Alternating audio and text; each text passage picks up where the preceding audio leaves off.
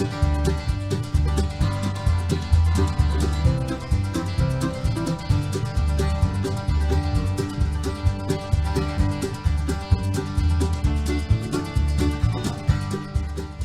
y'all, welcome back to Kentucky Fried Wargaming, where two guys who aren't qualified to talk about anything decide to talk about a game with hard math and chance. I'm Joe. And I'm John. And y'all, I just want to start at the top. This episode is your fault. It just is. We were going to come in here with a sort of reasoned, helpful, sensible topic, talk about something that might help us all in our hobby process. Don't you lie, we are feral goblin creatures, Joseph. I mean, we were trying to do a sensible episode, okay? We really were going to give it our best, but since we put out the last upload, all of the response has been on this little rant we did about Legend of the Five Rings, which is great. Like, I'm glad you had fun as I unhinged my brain. But really, like, the feedback was, we want to hear more of that. So, you know what? Forget about it. Not helpful. Instead, this is going to be an episode where we talk about and wish list 3 IPs apiece that do not have a tabletop wargame, but that we really, really think should have a tabletop wargame. Because I think there are more things out there that are primed for this than you would expect. Some of them even big name stuff that do not have any sort of tabletop wargame presence, but entirely could if they wanted to. And, you know, given some stuff that's been going on in the actual, like, hobby space, not just ours, but in general, like tabletop space, they could maybe in the future, if we're lucky, one day have one. But first, hobby time and games played.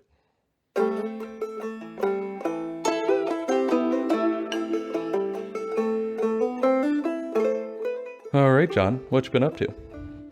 Does packing up my shit count as hobby time to move again? I do believe the answer is yes.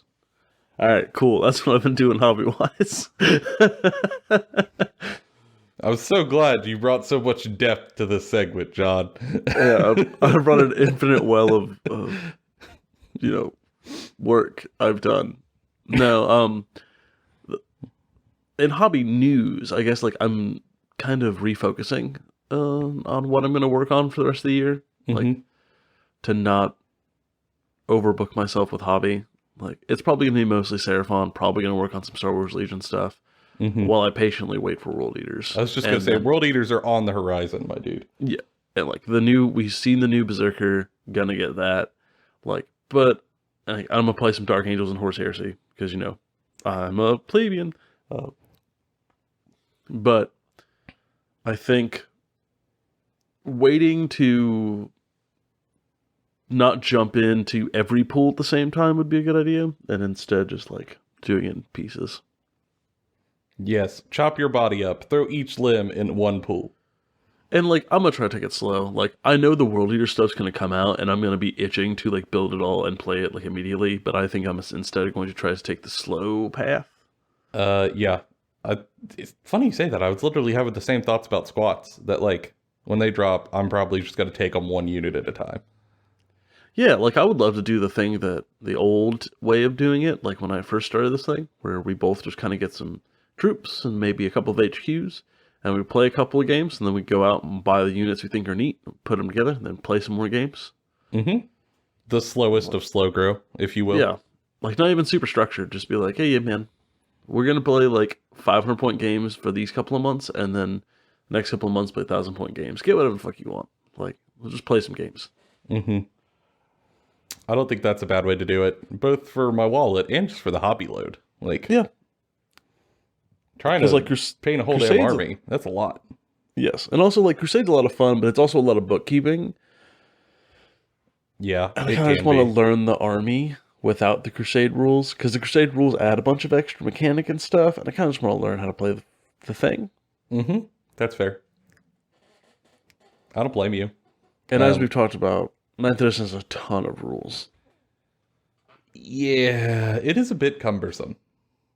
I can't argue that. I think it happened slowly over time, but it's now just a lot. Which makes me think they might, scorch the earth and go back down to ground zero when 10th edition drops. At this point, I goddamn hope. That's going to feel real bad for whoever gets the last codex. It's probably going to be World Eaters. Congrats, World Eaters. You have a new codex. And in 6 months, your codex is useless. Yeah, well, if we hear any sort of, like, big things about that, I'm sure we'll talk about it here. And, like, when World Eaters comes out, damn bippy, we're going to end up doing a ton of content about it because I love World Eaters and Joseph wants to hear me screech about sad dad stuff. Just a whole episode of sad dad angry cries. Yeah. Just, What a time. Anything else you've sort of got on your horizon? Not really, honestly. Like, looking at playing some new games. That's about it. It's been kind of hard to get out of the hobby slump with Games Workshop stuff. Get out for a little bit and then kind of fell right back in. So, just trying to find it where I can. What about you? What have you been working on? I have actually had a very, very busy hobby time for the past few weeks. I've been, I don't know, I guess I sort of came out of the slump gently, and it has been going really well. Last episode I mentioned how I was printing a full army for our buddy Tanner. A whole damn army's printed. Done. Ready to go. So I've got his full 2,000 plus points of Ossiarch Bone Rippers printed and ready to hand over to him. And then I turned my attention towards the Sylvaneth. Because I think last episode I talked a little bit about how I was working on a test paint scheme for a Sylvaneth force. And I was kind of just feeling my way through it, little bits at a time. And, well, that test print went really, really well. So I went ahead and put it on a Tree Lord Ancient. Let's see, what else did I do? Okay, yeah. So it was a Tree Lord Ancient, and then 3 more Kurnoth Hunters, this time with sides. And then I put it on a stand-in model for an Arch, a Warsong Revenant. Yes, yeah, it's the guy with emo dude with flute. I printed Oh, yes, emo dude with flute. Gotta be one of my favorite genders. That is one of them. Yeah, I printed out a proxy for him and got that built up. I instead made him a terrible, awful, skull-faced forest abomination. Put the color scheme on that. Put that on Instagram. People were really interested. Although I didn't put the painted picture up on Instagram. Damn it, me. I also then primed, zenithalled, highlighted, and undershaded a Spirit of Durthu and Drycha. Because why not? So I am hurtling my way through Sylvaneth rather quickly, which has been delightful. I also got a couple of games in with our friend Josh. He's just getting into Age of Sigmar, and he wanted to play his first games to kind of get his head around the mechanics that he's been reading about in the books. So he came over and we played 2 games with, he had a 600 point force that he's going to use for Path to Glory. So he brought that, and then I played 2 different armies against him. The first game was 600 points of Flesh Eater Courts. And it was a brutal, brutal, bloody match that unfortunately, after him chuffing just the worst save rolls I have seen in a long, long, long, long time, he was obliterated rather quickly. But it's okay. Spirits were high. Learned a lot of stuff. So we rolled into a second game where it was Sylvaneth versus his Ideneth. And I brought 4 models to the table. That's it. 4. And he brought 23. And we had what was one of the most fun games I've played in a long time. Obviously, he had me, way had me on bodies.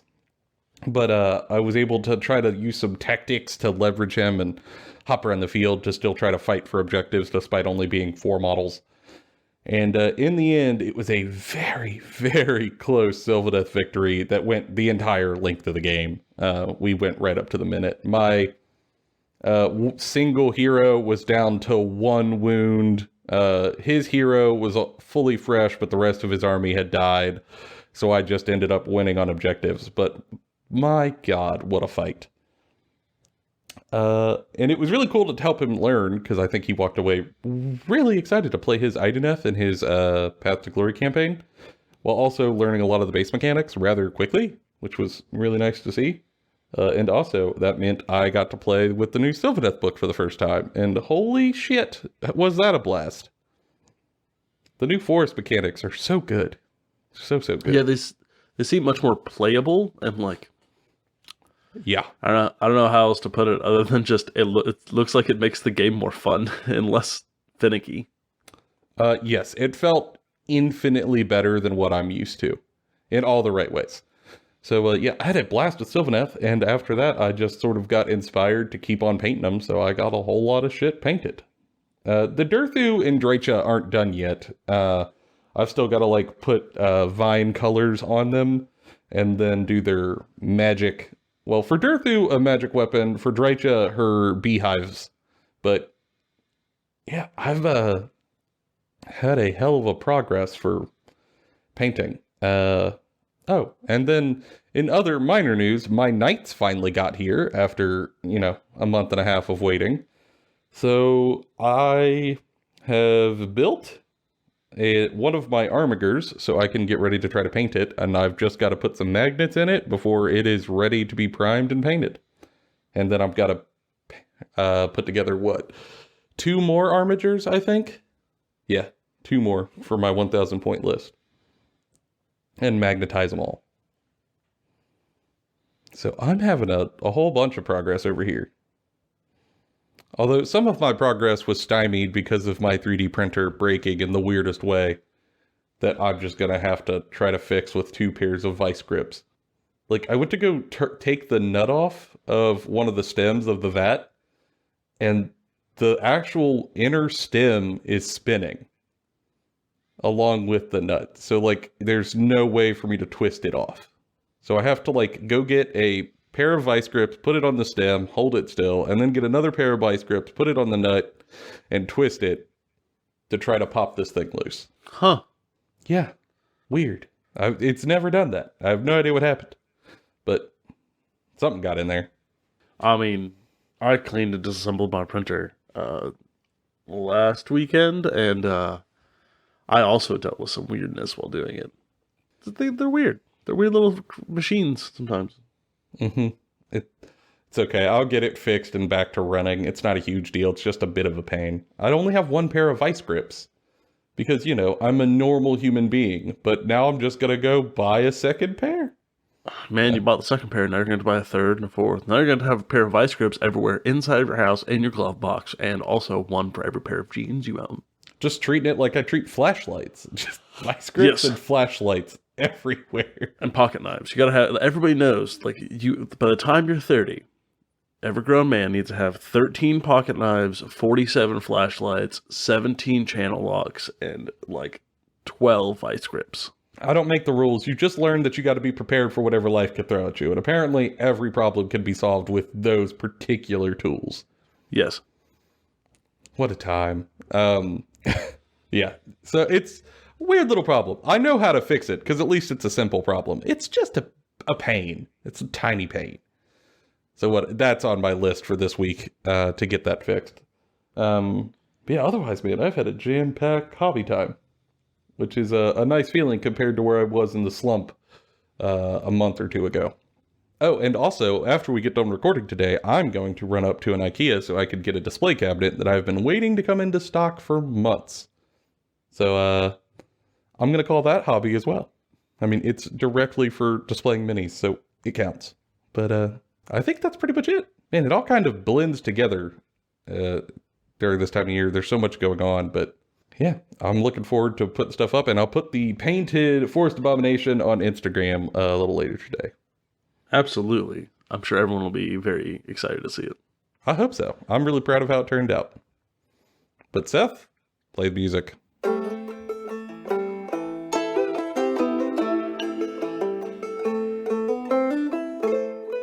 All right, John, we've had our sort of mellow, toned down, reasonable section, and now we're leaving that land and we're heading to the realm of make-believe and wish listing. John, Yeah. let's talk about this damn thing. I guess Okay. we'll start with just the most minor amount of, let's call it hedging, where at the start of this we wanted to take a brief second to explain why there aren't some of these things and why there maybe aren't more tabletop war games before then we dive into the actual meat and potatoes. Yeah, because like it seems like a real simple thing, right? Like put out a bunch of plastic army men with like a pamphlet of rules that's anywhere between 4 to 400 pages long, and then like bada bing, bada boom, you got money, baby. But it's not quite that simple. No, not at all. I wish it was, but it is a little harder of an endeavor than you would think. So I guess first and foremost, for the stuff we're going to be talking about, they are IPs that already exist. And to the best of my knowledge, they aren't like open source. Like they are owned by an IP holder. And I would presume if you were going to make a war game using that IP, you would have to give some percentage to the IP holder. I don't know what that percentage is. I am not that guy. But the first reason I think that you don't see more of these is because you do have to give a significant portion of your profits to someone else who isn't helping the process other than nodding their head, yes, you can use the stuff. Yeah. Like that's a significant portion of why we end up having settings that are not attached to things that you already know or are well established from like indie developers. Yeah, I mean, when your margins are already small, a percentage can really hurt you, unfortunately. And I think that's the second reason why you don't really see a lot of these, is that this is normally a niche, lower margin income source. You know, you're just not going gangbusters on it. Unlike, you know, mobile games, for example, if you're selling little gacha games, you put in very little effort, you make buku dollars with microtransactions. It seems appealing, so more businesses are going to get into that. Here, it's kind of the opposite. It is a ton of effort to make these wargame rules and to keep them updated. And you don't have all of these like predatory, well, I won't say you don't have all of them. There are some they're trying to do, but for the most part, you don't have the same level of predatory microtransaction to make all of that money back. So it is a lower margin to a smaller community on top of that. And if you look at GW, right? And like actually sit down and calculate how much money you've spent on a GW game. Like, or the average person would probably, who plays a game, would spend on GW stuff over the year. I venture to say most people aren't buying something every month, or if they are, it's like one thing. Now compare that to like the average person who buys video games, like as their primary hobby. Mm-hmm. Right? A video game enjoyer, I'll say, will probably spend about $120 a month on games. That's assuming that there's like 2 good games that come out per month that they want to play, right? Mm-hmm. Do you think some, like the average, like of the people we know that play Warhammer, go out and spend $120 on Warhammer a month? No, God, no. There's just not as much money in it. And that's one of the reasons why GW's prices end up being so high, is because it is the primary source of income for their, like, it's for their IP. That's why it's pretty clear they're trying to expand their IPs to be more than just selling plastic miniatures. It's just not the profitable part of it anymore. Yeah, the margins just aren't high. And if there's not a huge margin there, you know, for big companies who are only looking at lines on a spreadsheet, it's probably less appealing of an endeavor to try to go for as opposed to another video game or something. Yeah, it's kind of like how with Star Wars, whenever they, like, yeah, the movies did great, but they made most of their money off the toys, not the movies themselves. Mm-hmm. Yeah, and then I think also combine that with what I think is a third point that is important, is that not only are the margins not super high, and most of these things require licensing, but combine that with a high logistics load of trying to move around these SKUs of minis with ongoing release cycles and rules, and altogether, that becomes really taxing on top of difficult. On top of like a already very strained logistics problems in modern world. Like, Yes. I work in logistics, so like I get to see a lot of it. There's a shitload of logistics problems, and I venture to say that most companies that can avoid making a physical product are right now. Yeah. This is not a great time to try to send out a bunch of SKUs of little tiny plastic toys that are all over the place. That's a little rough. So like, on the whole, it's not like the most money-making endeavor you could do if you're a large company. And most of the people who hold these large IPs are bigger companies who are looking for bigger investments and bigger ROIs. But now that that's out of the way, I really don't give a damn what their profit margins would be or how feasible it is. I purely just want to talk about the things I think would be really, really cool to have on a little tabletop somewhere. Yeah, in the immortal words of somebody, fuck 'em.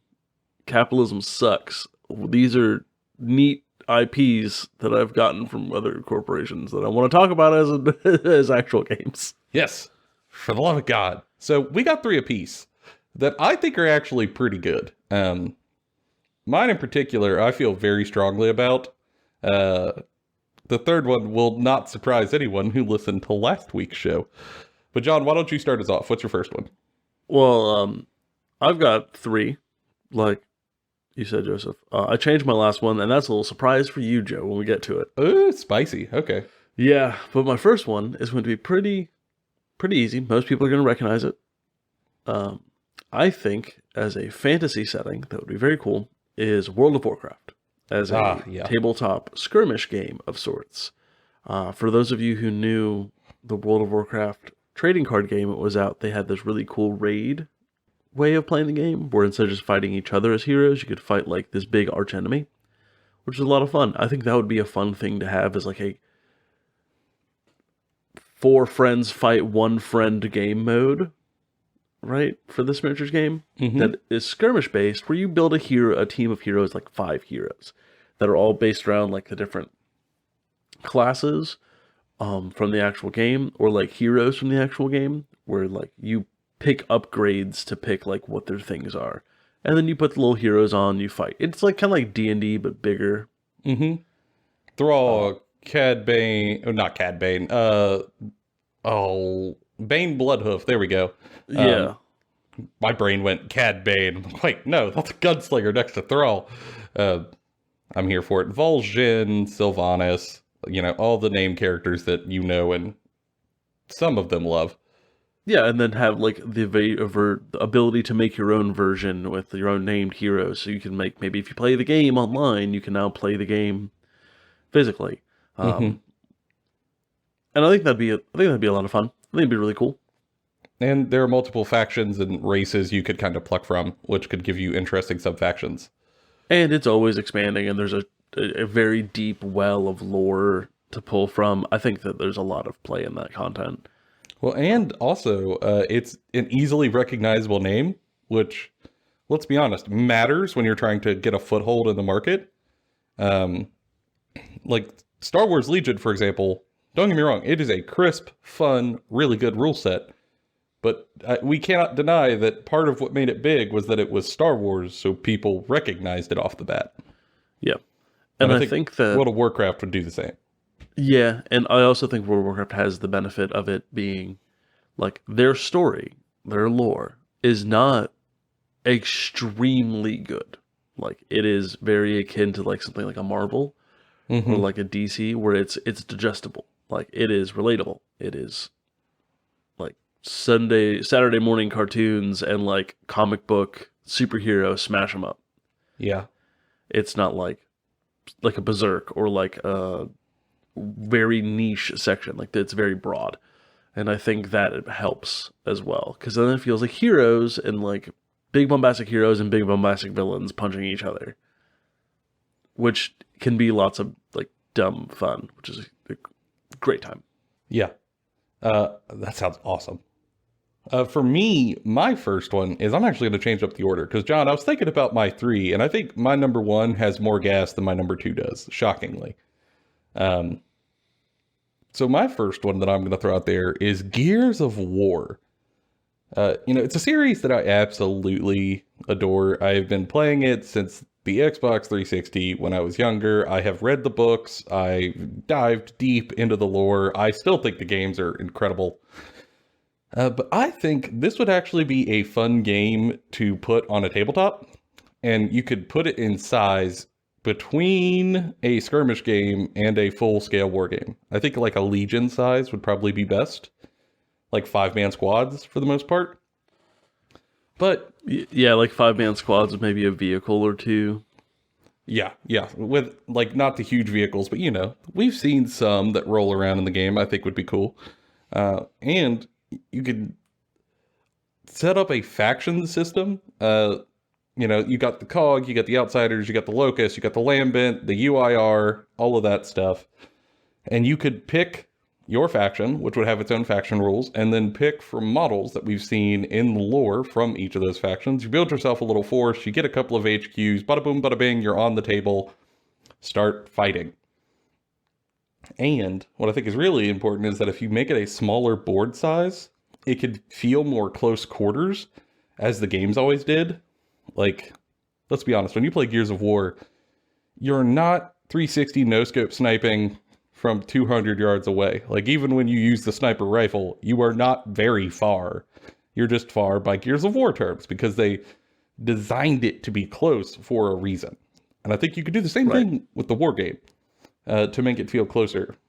And then incentivize sort of like brutal, murderous combat, gibleting opponents, much like you did in the actual game, and have a reward system for models doing like terrible, brutal executions on other units. To like, when you think Gears of War, you probably think of the Lancer and the chainsaw bayonet, like sticking it into the guts of some locust and pulling it up and bisecting it to halves, falling in both directions.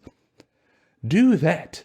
Like, it's one of the things that the XCOM Gears of War game did really well, is like if you got a brutal melee execution, you got an extra action because you had to put yourself in danger to get it. And I think if you port that to the tabletop game, to where you get bonuses for like really getting in there and brutalizing someone in melee to finish them off, you get an extra action. What a fun time back and forth that would be. Of like using your opponent's low health units to leapfrog forward, murder them, get another action, fire at another unit. Just, I think it could be so cool. I don't know if we'll ever see it, but I think it would be really, really fun. And I would build a COG force so fast your head would spin. I'll play the fuck out of it, to be completely honest. Like, I also love mine was going to also be Gears of War until Joseph said it, like, pre-recording, talking about it. I was like, God damn it, you stole my idea. Could you imagine, like, walking down the field and fighting some locust, and you're like, man, my buddy didn't really bring many models, and then he deep strikes in a corpser? Yeah. Like, oh my God. Me. I'm the bastard. Oh God, I'd shit my britches. Exactly. I also think they would just be a blast to paint, and they're very stylistic. Like, the game has a very specific style to it. It does. That us in the wargaming sphere is already a little used to, with the big shoulders and the big men with big feelings. Yeah, and the that really is. That are horrifying. That's the core of Gears of War, is giant men with giant feelings. Yes, fighting giant monsters that are Lovecraftian psychopaths. Like, God, it's my perfect flavor. Huge fan. Yeah, and you could get, I think the models would actually be really cool. You could make them a little larger in scale, but you have like the little blue LED lights you could do cool OSL lighting on if you wanted to. They would take really well to a grimdark style of painting with like heavy washes and stuff. Really tone that color down. Splatter like fake blood effects all over them. Put like sticky uhu glue, blood and gore residue on the chainsaw blades dripping to the ground. It'd be awesome, y'all. Awesome. Huge fan. 10 out of 10. Want it. Would play again. Would play all the time. Yeet every other mini into the sun. Okay, well, I don't know about that, because I have another thing in here that I would probably actually yeet all my other minis into the sun for, but that's true. Later. All right, John, what's your number 2? Well, speaking of Xbox exclusives, We both loved Xbox. yeah, I think Halo lends itself to, like, the entire Halo universe lends itself to a very capable war game. I mean, we've seen Halo Wars. I was right? just gonna say, like, they kind of toyed with the concept at a different level with Halo Wars, and Yeah. which was incredible, by the way. And like we know they like making Halo toys because look at all the Halo Legos. So and Microsoft has like buku bucks. I think this one could actually be a thing, maybe, if the market was big enough for it. And we see that the hobby space people want it. Like there's loads of people out there on Reddit who make like Halo armies where they 3D print like Halo figures and they use them as like stand-ins for like Imperial Guard. Yeah, Spartans, and I've seen many ODST forces. I think As it like would look Tempestus amazing. Scions. Yeah. And I think that there's gas in that tank.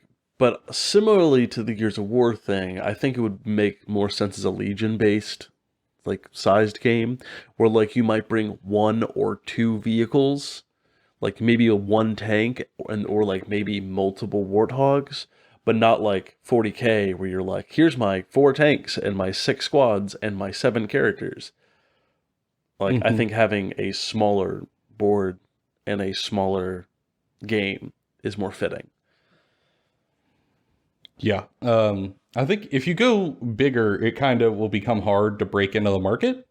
But I think Legion has kind of forged a path that shows a sweet spot for a new game coming in that, priced appropriately, having a smaller sized game makes people more likely to give it a whirl.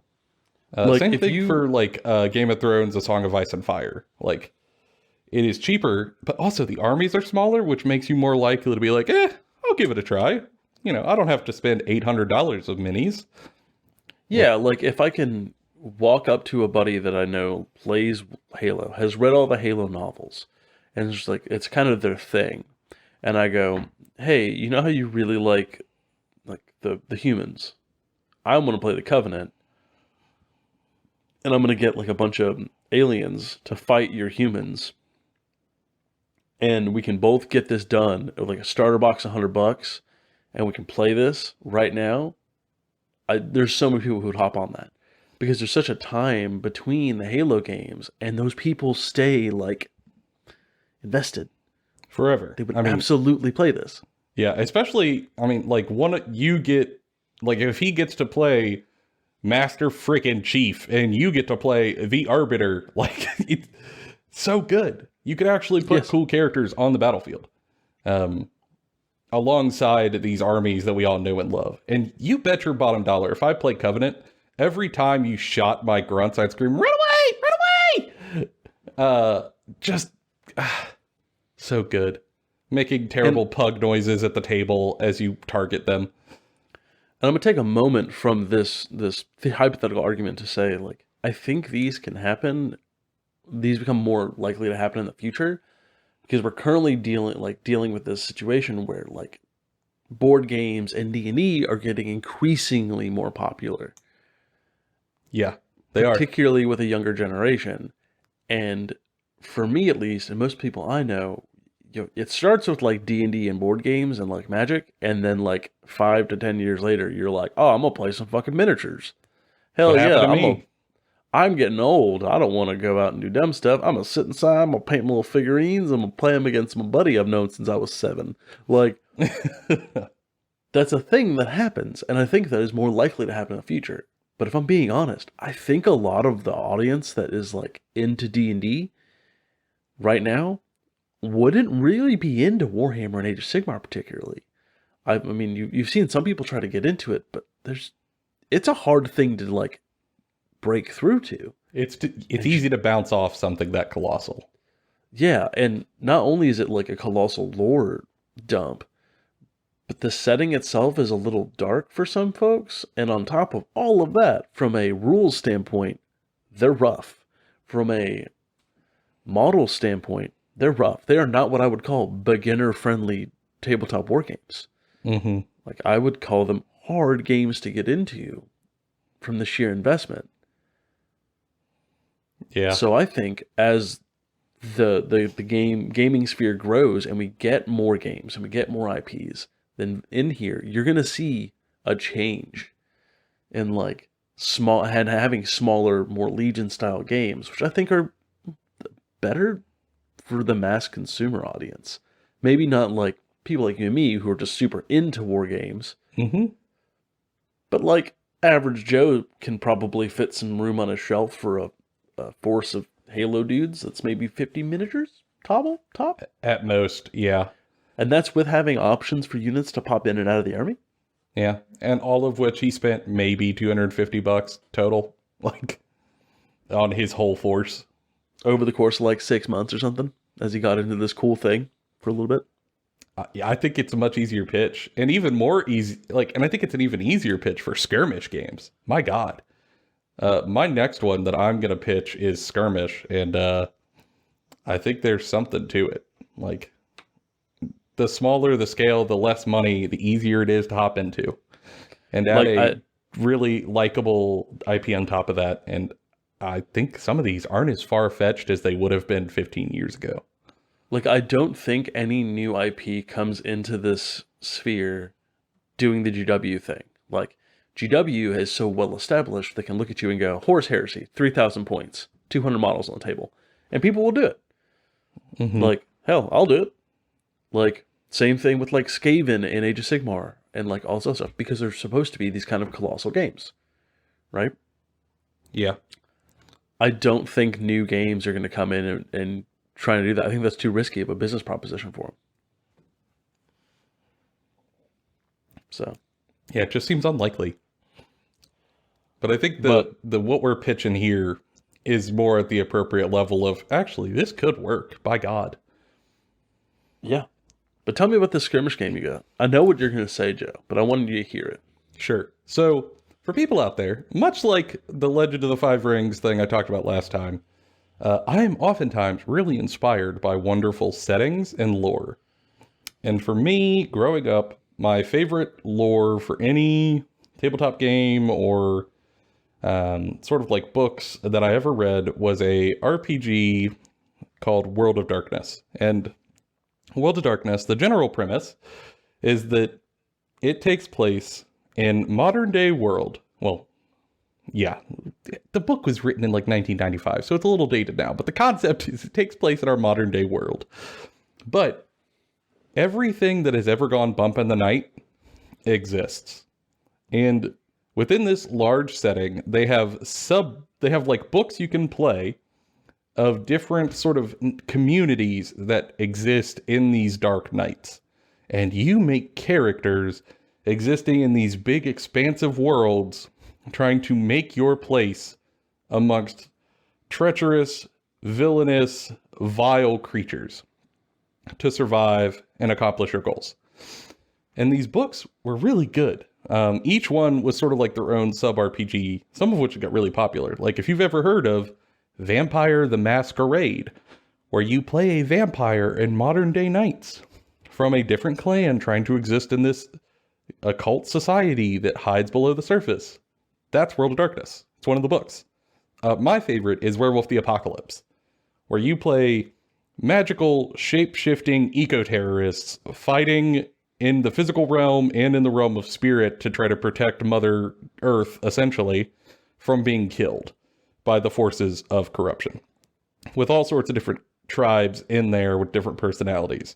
Moving on to Mage, where you're trying to, well, usually you're trying to stop everything from unraveling itself, but sometimes you are the one trying to unravel everything.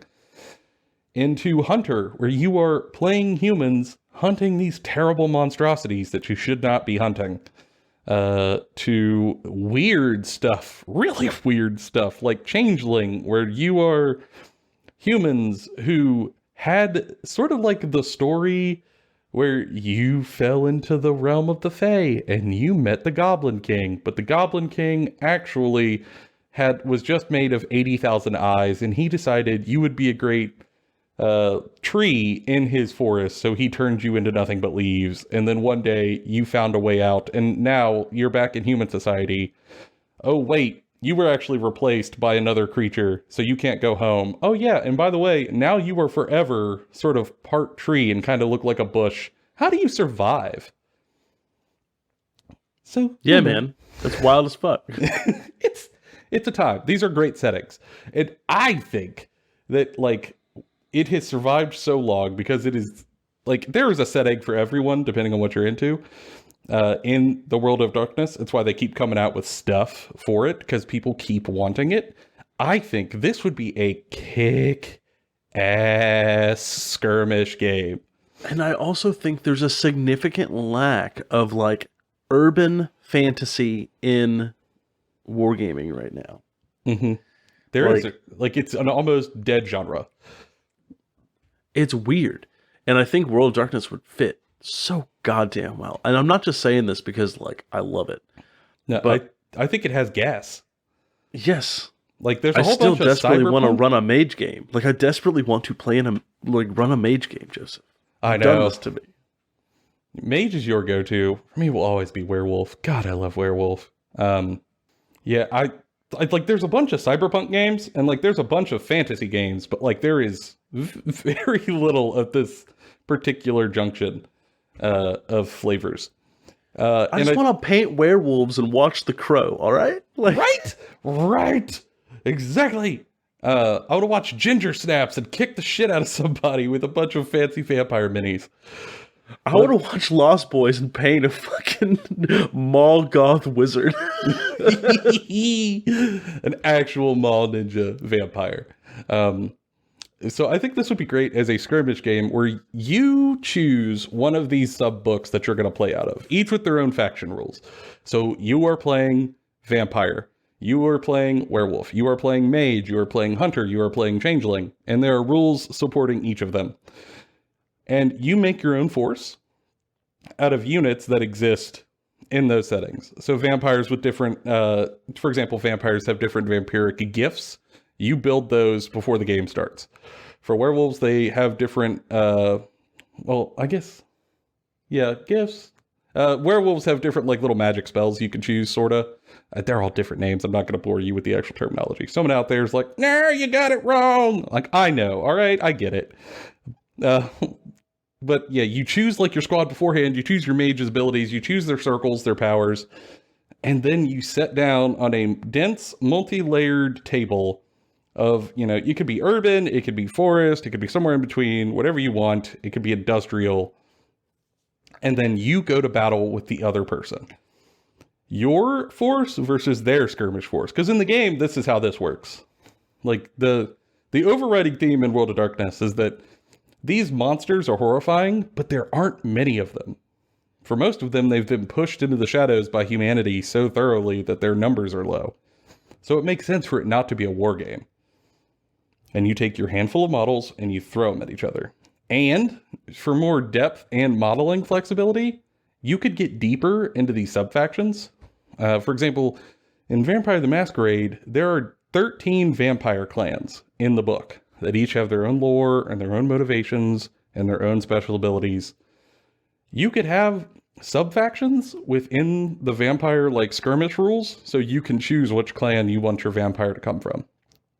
You could be running a clan full of Gangrel, a clan full of Ventru, a clan full of Toreador. God forbid you run a clan full of Malkavians. You're not sure if you're actually there. You're breaking the fourth wall. But you have build diversity. Same thing for werewolf. They got tribes. You want to play Children of Gaia? Sure. Here's your Children of Gaia add-on abilities. You want to play White Howlers? Sure. Have at it. Here you go. You get options, and I think it would be so fun.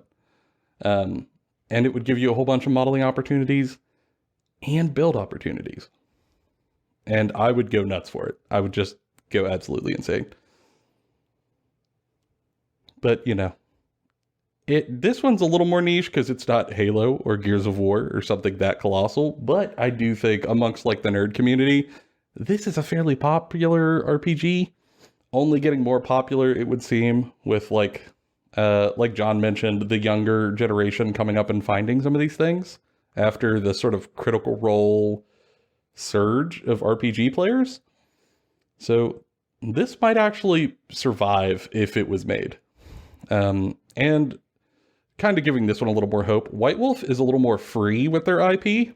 They aren't as iron-fisted about it. So they actually might greenlight something like this if it was put in front of them. Yeah, I think that if something like Fantasy Flight went up to them and was like, "Hey, we want to make this thing," they would.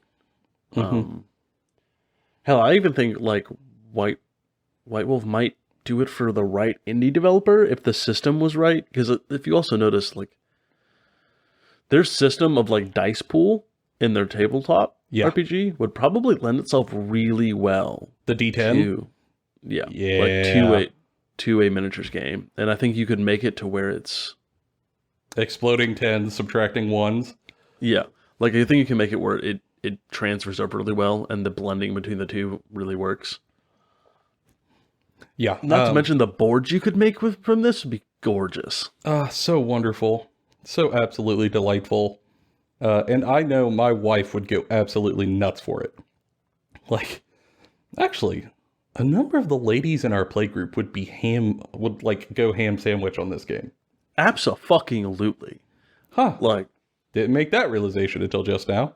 Might actually do well amongst other communities. That's something else that I was going to say is I think that World of Darkness, when it came out, also did this really big thing of like diversifying a predominantly white straight men hobby. I think it could do that for wargaming as well because there's a lot there in World of Darkness that opens up for diversity. Yeah. I mean, it was a game made by freaks and geeks for freaks and geeks at the time in the like early to mid 90s.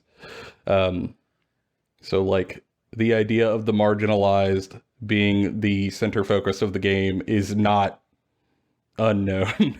It seems very intentional. Could pull in some players that wouldn't normally get grabbed by tabletop wargaming, and I would love that. That'd just be great. And it has a lot of parallels to like, Modern World right now. Like, oh yes, we are a tribe of werewolves fighting against corporations that are slowly murdering the planet that will cause the death of all life. Oh yeah, neat. Same, bud. Yeah. No joke. Yeah. Actually, when I run Werewolf the Apocalypse, I do genuinely, like, for plot ideas, I just open the news front page. There is always something that is perfect story fodder. Oh, what's that? 18 million gallons of oil dumped off the coast of Florida? Huh. Well, there you go. Run into it. Head to the spirit realm, y'all. I'm just going to add a different little flavor over top of this, but it writes itself. Well, to make it a little bit more positive, my last and third pick that will be a surprise to you, Joseph. Oh, Lord. Here we go. Embraced it. Pokemon. Fucking Pokemon? Pokemon. I think Pokemon would be fantastic. So one of the biggest problems with wargaming is that it's very fucking hard to get kids into. Like, kids want to play it. Like, they do. They're like, oh, like little figurines, little toys I can play with, be great. I think Pokemon's the way. Because if you can make a real, like, skirmish game, mind you, like 5 miniatures per side. Yeah, you build your team. You build your team, like 5-6 miniatures per side of your Pokemon, right? You have a somewhat like maybe 8-inch tall figure for your Pokemon. 8-inch? That's big. Yeah, like think of it as a bigger model, like Dreadnought-sized figure. Okay. For your Pokemon. And you are fighting in an arena that is like relative size. Like you might have smaller ones. Like I'm thinking like Charizard being the size of like a Dreadnought, maybe a Pikachu being the size of like a Marine. I mean, and Pikachu is the mouse Pokemon. It's got to be a little tiny. Yeah, so like having those Pokemon then fight each other using specific like plastic bits that you use to play against, or like templates, right? Like your Fire Breath will use a fire template. Your like other effects might use different shapes to show the area of effect or like what they do. Ooh, Fly could let you actually fly to avoid like AoE damage. And when you pick, you don't just pick your Pokemon as part of list building. Like you pick your Pokemon and then you pick their moves from a deck of cards that they can pick from. Or like a list of abilities they can pick from. And then that adds the depth for older players. Yeah. And it should have a suggested move set for younger players. Yeah, so that you could have like your base loadout if you just wanted to hop in and not worry about it. Yeah, but you can adjust it if you wanted to in like an advanced version of the game. I think that would do well, and considering how fucking popular the Pokemon card game is right now, It's surging. Like absolutely surging. like people would buy the miniatures just for the miniature. Like they wouldn't even play the fucking game. But there'd be a shit ton of people who would play the game. Yeah, I mean, again, I think my wife and a couple of other ladies in our group would love that also, which is nice. Another one that I think could pull in another audience that we might not normally get. Like not every war game has to be like big boys shooting big guns, big things, and man, I got daddy issues. It can be like, oh fuck, look at this cute little creature I bought and painted. It's gonna kick your ass. I'm gonna headbutt you with this tiny little fluff ball. Yow! Yo, bitch. Like it's That's right. Get headbutted by Eevee. Typhlosion, bitch. Like it'd be great. Yeah, I think it My actually. favorite there's movie some as a child was Fern Gully. Especially if you like did up the arena ability to have like dangerous terrain of different types, which moves could interact with in different ways. Yes. Or like I think that there's just a shitload of Pokemon to pick from. Like this is a game that could continuously have releases for like decades. That's not considering if they keep making these new fucking games. I promise you, they will. Like it would be amazing. Yeah. I actually think that has more gas in the tank than I expected. Yeah, like I was like halfway through this episode and was like, oh shit, I'm not gonna. Oh, my original was gonna talk about XCOM. And I was like, oh shit, you know what's better than XCOM? Pokemon. Like, I thought your third one was going to be The Witcher. it was Witcher, and then it was XCOM, and then it was Pokemon. Like, it's ADHD, John. I got 80 of them. It's great. Poor man. But yeah, I think Pokemon would actually be really cool. I think Pokemon would be great. And you get to build your team of 6 and have at it. And then you're also going to have people out there who go batshit insane, and they have a shelf in their house that's got every single miniature that they release for these Pokemon all along their wall. Oh, you could sell them in evolution packs. Like, like if you bought, for example, Charmander, you could buy the Charmander evolution pack where it's like Charmander, Charmeleon, and then all the way up to Charizard, like all 3 in one package. So you can choose them at different evolution levels. And they could also like time the release of like for different points. Or like like, hey, we have a new game coming out. Here's the 3 starters that you get in that game that you can buy the miniatures for. Mm-hmm. And their evolutions. Or like sell gym packs. Like, hey, this gym leader is and his team is here. And yeah, it's a pricey buy, but like, meh. If you're into it though. Yeah.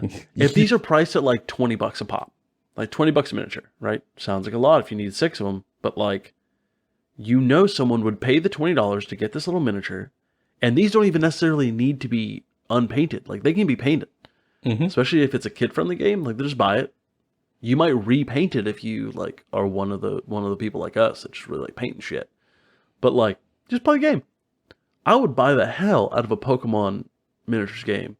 I just buy here $100 for a team of my favorite Pokemon, and I'll just get to fight my friends in like a little arena that we got. Hell yeah, I'm about it. I would. Even if I didn't play the game, I'd buy an Arcanine immediately out the gate. Like I'd buy an Arcanine and a Bulbasaur. For sure. Give it here. Just give it here. I'd put them on my shelf, even as a non-player. That's good. Great pick, John. Yes, Pokemon. Nice pick. It took every fiber of my being not to say the original line. It's okay. I held in there, John. If you know, you know. If you know, you degen. All right, John. If we're going to end this episode, we can only end it one way. Yes. The thing that started it all, as it begins, so shall it end. With Samurai! Samurai! Legend of the 5 Rings. All right, y'all. I talked about it very briefly in the last one, about how cool it is, because I do think it's really, really cool as a setting. It is not quite like Werewolf the Apocalypse level for me. It's probably like number 2 in terms of settings, but it's really good. So the idea is that Legend of the Five Rings is a tabletop RPG that people play, much like D&D or World of Darkness, where you are set in a land of Rokugan, which is like a fantasized version of feudal Japan. And all of the players in the tabletop RPG would be playing a samurai. And I mean like the class level samurai, not necessarily like everyone is sword slinging. Some of them could be courtiers. Some of the players might try to be actual like fighters and duelists and soldiers. Some might instead try to be monks, or could try to become essentially like mages or priests, beseeching the spirits, because Rokugan is a land of magic, where the kami, the spirits of the land, exists very real in the world. The average person cannot see them, but they affect everything that happens. So not only are these things there, but they're having effects on you, and you have to keep them happy. And then around the actual kingdom, there are great clans that each have their own identity and history and philosophy that are just rich with fun character building ideas. And then down south is the Great Wall that is manned by one of the clans whose whole job it is to protect the empire from the Badlands to the south, that is full of twisted, terrible, dark spirits. Think Oni, if you know what Oni are. They're, whereas the Kamini are benevolent and sort of natural, the Oni are dark, twisted, demon-like creatures. And I think this leaves a very rich opportunity to make not just a skirmish level game. I mean, you could build it as a legion size, but I would maybe even say this could become a full army size game, because there's just so much here. I mean, the land itself lends itself to war because that's what the tabletop RPG was based off of. I mean, it was understood that you would be in little skirmish conflicts between great clans, probably trying to mediate peace, either in court or on a battlefield. So what I think could really work is, like, for this thing, have a pool of minis that are general, that everyone could pick from. Bushi, or Yari, or archers. Things that every clan has. Everybody has people with swords, people with spears, people with bows, people on horseback. So you could build your force out of all these general units. But then also have specialized units for each great clan, because each great clan has very particular strengths and weaknesses. So for example, Phoenix Clan is known for their incredible mastery of the elements and magic. Well, you bet your bottom dollar they're going to have special magic units that only they get access to. Similarly, Crane Clan. They're known for their politics and their incredible duelists. Well, there you go. You're going to get a great crane duelist. You can put it in your army. No one else can get that. Or, when you also move forward, depending on your mage, maybe you get to beseech the kami for power and for aid. And also, what I think could really help this game is, we talked about it before, but this is a deeply political system. This is a deeply political world. Most of the time you played the RPG, you weren't ever touching a sword. You were doing investigation and very, very delicate social combat in court to deftly and subtly insult and undermine your opponents before they ever touched a battlefield. And what I think you could do with this is actually have a little sideboard that is the political board, that you have non-combat heroes that you put there, and then you use them to you use like your courtiers to get effects on the table depending on what choices you have them lobby for on the side. And different clans could get bonuses to different things. So maybe if you're like pushing for extra supplies at court, you get like extra command points, essentially. Or if you're pushing for medical supplies at court, your units get healed on the tabletop. Or if you're making offerings to the kami to try to make them pleased, you get bonuses to casting for your battlefield casters. Or maybe you are slandering the opposing general and besmirching his honor, and he gets debuffs on the field because everyone thinks he's a treacherous, honorless person. And I think all of this coming together could genuinely be an incredible game, where list building has like some general pool that you could pick from, so it's not overwhelming in terms of book size, but you also get just enough specialty from each clan and their special rules that you could have some diversity of play. I think this is one of the things that like Horus Heresy does well. I wouldn't want to go that size, but like, and I think it does great. And on top of that, John, these dark kami creatures, on top of being a faction, oh, wouldn't it be fun to have them rampage across a battlefield, smashing both groups as they play? Absolutely. And I think the other thing that this brings to the wargaming sphere is, like, it's a much more serious game. That makes sense? Mm-hmm. Like, you have stuff like bolt action that is more historical based and more, like, narratively. It's got stuff like Song of Ice and Fire, Mm-hmm. which is also similarly like much more of a serious game with like political maneuvering and like having to play rank and file in a way that is more understandable, right? Yeah, it makes sense. It's grounded in low fantasy, and L5R is similar for the vast majority of the game. And I think that, but in a non-Western setting, is very interesting. That I think we need more of that flavor. Like we were just talking about how we need more like skirmish games for like kids to play, like Pokemon, or like World of Darkness for that urban fantasy flavor, where there's still a lot of folks who get into these that want like a historical kind of war game. Because originally war games were built as like a thought exercise for like generals and stuff. Yeah. And this would be more akin to that, right? It pulls from like the history of the gaming sphere. And I think that's interesting. On layering on top of that a very deep and in-depth and thoughtful setting. You know, where every bit of the World of Warcraft setting would be like big dudes, big feelings, punching big villains, and this would be like, yes, look at this bonsai tree. Yeah, we have had a minor trade dispute, and at the last court, this general said that he could supply armor for my soldiers, a subtle slight, implying that I could not arm and rearm them, which is a dishonor to my lord, which I cannot allow, or it would be a dishonor to me. So now we must meet in combat, because he simply would not meet with my courtiers and threatened to slay them. A further dishonor to me and the emperor, who gently backs me, and as an affront to the immortal empire, I can't allow it to stand. So we must go to war. Like, it is so much more subtle. For certain nerds, that's amazing. Like,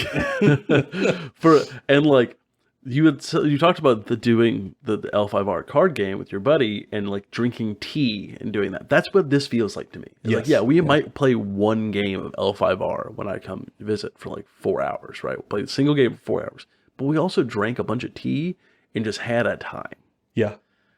It sounds wonderful. And I would be I would be enthralled by that concept. And the minis would be some stuff that you don't see on the tabletop usually. Yeah, and it sounds like a slow game, which we're always in a search for, like, what's the fast game we can play in like 2 hours, like streamlined, aerodynamic. But like, there's something to be said about playing a slow game in which it's not so much about who's going to win the game at the end or what the end of the game is, but what you're doing throughout the game. That is like a experience in itself. Yeah. Yeah, I don't mind a longer experience if it is deliberate, and I think in this case, it could be. It would have to be, honestly, to fit the setting. It would, yeah. Rather than like, uber murder alpha strike your army off the table. Intentionally make it not so killy. So that the game drags on a little longer, you have a little more chance for tactical decisions, and maybe even make it rank and flank to fit that. I don't know, I just think it could be very cool. I'd be a fan. But for people out there, I mean, we listed 6 of these here, some of which I think genuinely have a ton of gas in the tank. But there are others that I am certain we missed, guaranteed that we missed. But for people out there listening, are there anything that as we're talking about these, 1, that you're super into and you would play? If so, let us know. But 2, if there's any that we missed that you were like, y'all, it's right there in front of you. It's right there. You missed it. Let us know. I would actually like to hear it. If we get enough follow-up, we will do a follow-up episode just with viewer ideas, which sounds wonderful. We'll do an entire viewer episode of like viewers tell us what they want to see as games, and we try to like pick what the mechanics would be or pitch it. Yeah, we try to make it into a game and pitch it to the class, so to speak. I think that would be amazing. Links, I mean, y'all know, in the comments of YouTube, and social medias on Instagram or Twitter are open. Let us know. We genuinely love to follow up on it. And if you've got friends out there who you want to share the podcast with, we'd always appreciate it. Really, that's how we grow. But don't you worry, next time, I don't think it'll be quite as wish listy of an episode. Although maybe it is. I don't know, man. I don't know what I'm doing tomorrow. But we'll see. But what I can tell you is that this has definitely been all of our opinions. They were both bona fide and Kentucky Fried. We'll see y'all in the next episode. Yeehaw.